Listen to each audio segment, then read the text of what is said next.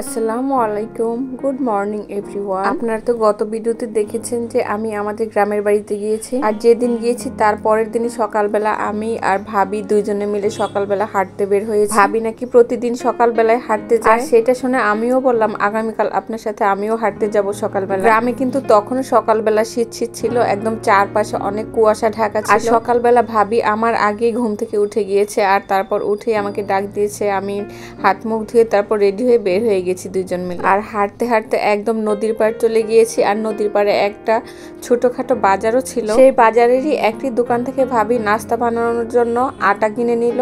সেই আটা দিয়ে রুটি করা হবে। আমাদের বাড়ি থেকে কিন্তু বাজারটা বেশ খানিক দূরে, কিন্তু ভাবি নাকি প্রতিদিনে এখানে হাঁটতে যায়, তাই আমিও ভাবির সাথে চলে গিয়েছি। আর সকালবেলা ঠান্ডা ঠান্ডা পরিবেশে হাঁটতে কিন্তু ভালোই লাগে। আর ভাবি আটা নেওয়ার পর 1 কেজি মুড়িও নিয়ে নিয়েছে। ভাবির বাসায় নাকি মুড়ি, বাসায় মুড়ি থাকলে অনেক সময় হালকা নাস্তা হিসেবে মন চাইলে মুড়ি মাখা খাওয়া যায়। আর এই যে এই বাজারটা কিন্তু বিকালে বেশ জমজমাট হয়ে যায়। এখানে অনেক প্রকার মাছ, তাছাড়াও বিভিন্ন ধরনের শাকসবজিও পাওয়া যায়। যেহেতু এই এলাকাটা একদম নদীর পাশে, নদীর অনেক মাছও পাওয়া যায়। তাছাড়া নদীর পাশে বিভিন্ন ধরনের শাকসবজি করা হয়, একদম তরতাজা টাটকা শাকসবজিও পাওয়া যায়। তারপর আমি আর ভাবি দুইজনে মিলে একটু নদীর কাছেও আসলাম। নদীর কাছে এসে কিছুক্ষণ দাঁড়িয়েছিলাম, এমনিতেই নদীর চারপাশে দেখছিলাম।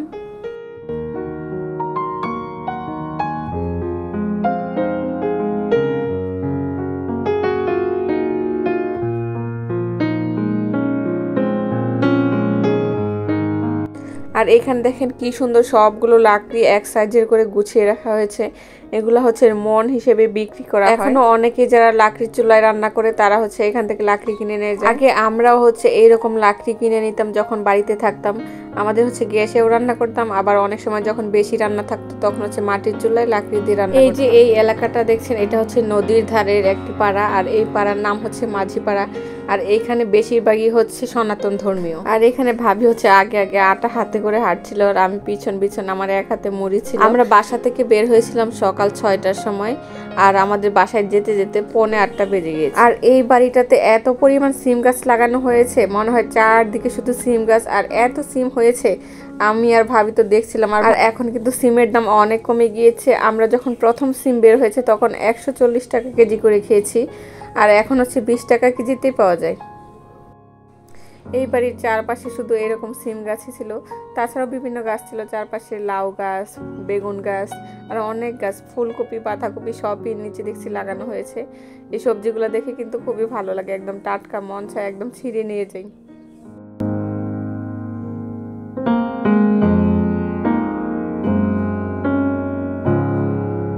আর এই দেখেন নিচে কতগুলো বাঁধাকপি, আর বাঁধাকপি অনেক বড় বড় ছিল। তাছাড়া ছিল পেঁয়াজ গাছ, মানে কোনো কিছুর বাদ নেই, সবকিছু। আর এই দেখেন কত গোবর রেখে দিয়েছে। এই গোবরগুলো দিয়ে কি করে জানেন?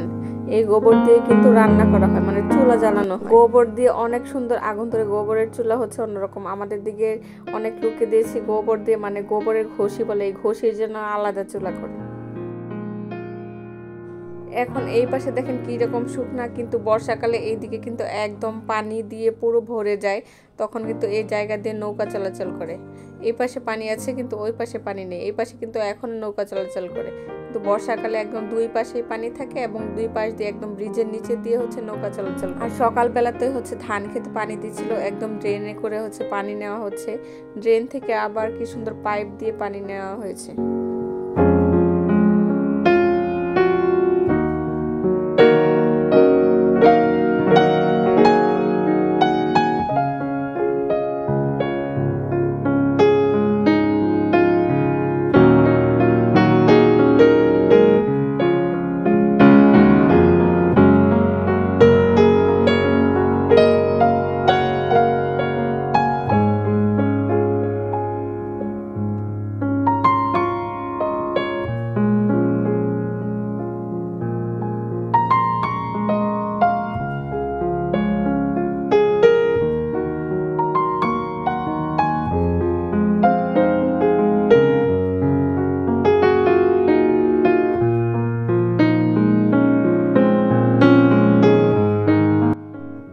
সামনে এই বাড়িটা দেখছেন কত উঁচু, কিন্তু যখন বর্ষাকাল আসবে এই বাড়িটা একদম ছুঁই ছুঁই হয়ে যায় পানি, চারদিকে শুধু পানি থাকে।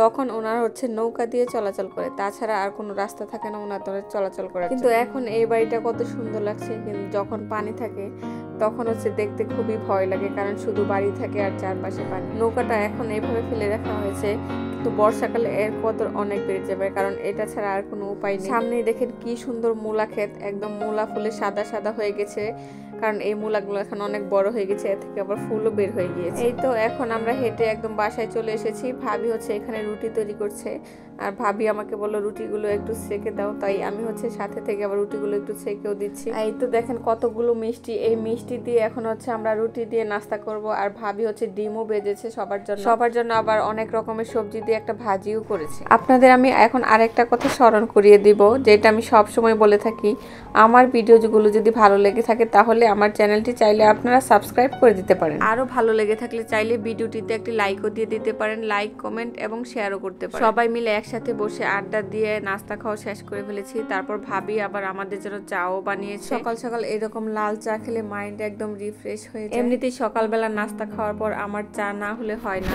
চা না খেলে মনে হয় শরীরটা কেমন লাগছে। চা খাওয়ার পরই একদম চাঙ্গা হয়ে যায় পুরো শরীর, কাজ করার জন্য মনে হয় 1000 গুণ শক্তি পেয়ে যায়।